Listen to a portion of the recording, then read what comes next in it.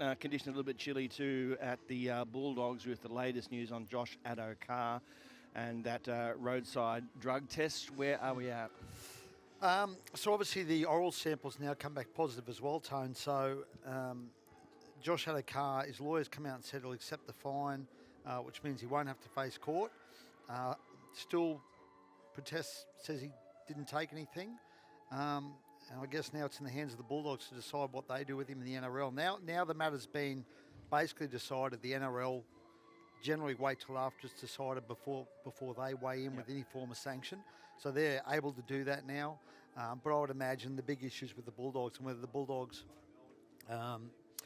what decision the Bulldogs make with Josh and Josh's future at the club. So it's going to come down to whether you believe what he's saying. So if he's going to stick by the story that he didn't take anything, yes, despite there being that sample analysed and showing that it was positive, how does that sit with the Bulldogs? Because Phil Gould in his media conference on Tuesday spent quite some time talking about, that I trust him, I believe him. How are they going to go down that path? Well, on the surface, from the outside looking in, it appears they wouldn't react well to that because obviously Josh had told them, and as I said, he continues to say, I didn't take anything, but the evidence suggests otherwise.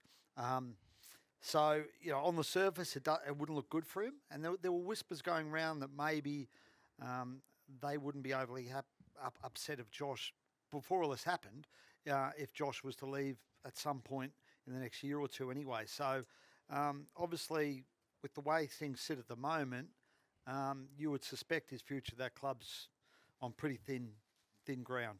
Yeah, obviously there's a bit of confusion with Josh's story and what he's told the Bulldogs. And even some stuff around the police procedure. But I could understand it being there a little bit of confusion in Josh's defence. Like, if I get pulled over on the side of the road by police and I test positive to some sort of substance, I'd imagine that they wouldn't let me drive off. Now, Josh drove off in that situation. Yeah. The police went. And I don't know, obviously, I don't know the ins and outs of all that procedure and how it works. But if they give me my licence and my keys back and go, no, mate, you're good to drive, yeah, I would assume I'm good to go, right? I can understand the way he's reacted. Well, yes, they've admitted to the test, and then they've let me drive off. Yeah. So yeah, absolutely, he can be confused by that. He can't be confused by whether he'd taken the drug or not. Yeah, I get, and that's what's come back in the evidence now, and how Josh is maintained that nothing's happened. There's more to play out in this story. Absolutely, but around that exact situation, like, I find that amazing that.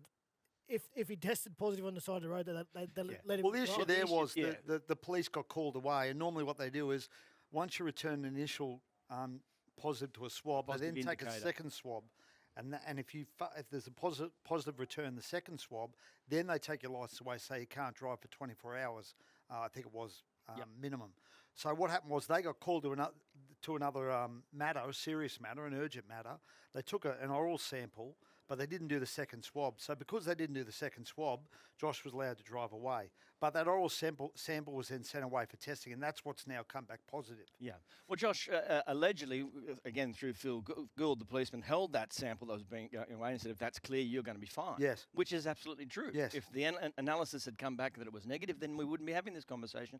Everything would be above board and tickety-boo. But it's very difficult for him, and I'm not saying either way, but it's very difficult for him to sit there, or for how does an organisation like the Bulldogs sit there if he just maintains, I did not do it, yet there is police evidence and scientific testing that says, well, you did. Well, I would say that overrides everything, You'd right? think. If you've got a scientific test that says you're positive for this substance, that would override, I would imagine, anything Josh says.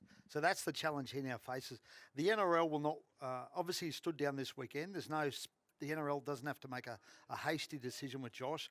I would imagine something more will happen next week on the NRL's front. But if you use Braden Trindle as a guide, I think Braden got 4 weeks, 1 week suspended.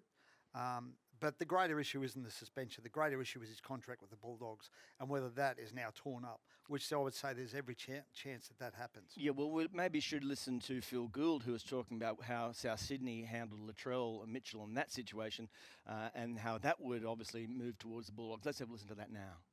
So that's talking about the photograph of him with with white substance. Yeah, yeah. Well, that's sort of I guess Gus laid down a marker, didn't he, with those comments, and he's sort of almost Oh, yeah. I wouldn't say he's painted himself into a corner, but he's obviously declared that on Latrell's front, and now he's faced with a similar situation.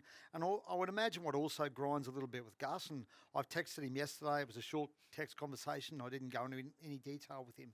But I would imagine what also grinds with him is he came out publicly on whatever day it was, Monday? I can't remember. Tuesday, I think, the media conference. Yeah. Oh, so Monday he came out public and said, Josh, this is a non-stop, because we were all ringing the club on Monday morning because a few of us got an email from a source who said, there's a big story about to break with Josh Addo-Carr. This is how this all started. So there was a few of us. I was ringing the Bulldogs, and they'd said, they'd just heard about it because someone had rung them a few minutes earlier.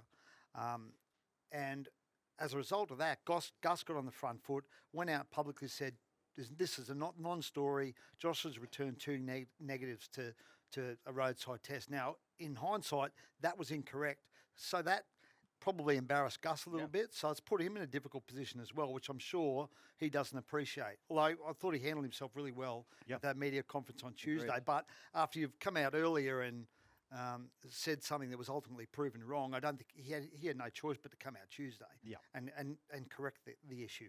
All right, so the timing of it is now it's in the hands of the Bulldogs to see what they do, and then the NRL on top of that, or just react to that? I would say the NRL will react to that. I'd say that they'll be talking to each other about the situation, the NRL and the Bulldogs. I'm sure that the NRL would be aware of what the Bulldogs are thinking. The Bulldogs would be aware of what the NRL is thinking. And as I said, as I've been told, there's no rush because he's not playing this weekend anyway. So I'd imagine next week we'll have some form of resolution. There would have to be some sort of process, so the Bulldogs would have to go through, right? Well, they've got to be careful because we've seen in the past when you've with Todd Carney, with the Sharks. If you don't dot your I's and cross your T's, and you go about this the wrong way, you can actually find yourself getting legal action against you for the way you've handled the dismissal. Because we've seen how the Sharks have handled the situation with Trindle, so they've laid down a marker there. The NRL have accepted that punishment. Now, if the Bulldogs come out and it's, like some sort of 3 strikes, or I don't know how all that works independently for the clubs, but if they come out and do something more than that, and it's seen as having an agenda to use this as an excuse to actually move Josh on, well, then it could be a situation. They'll have to just make sure they follow all the protocols and go about it the right way. Well, internally as well, they still have a final series to worry about, right? And there's 29 other people in that squad that they need to focus on as well for all this hard work, not to be overshadowed by an issue or a distraction late in the year. Now, that the situation is being put upon that club, but they owe it to the rest of the squad as well to keep their house in order and to keep the focus on the footy. They owe it to their fans as well, who've shown up all year that, hey, hang on a minute, we're going to put this to the side, and yes, we're going to deal with it in time and once the process carries out. But we have a final series to focus on, our first one in a long time. There's been so much positive energy around that club that something like this,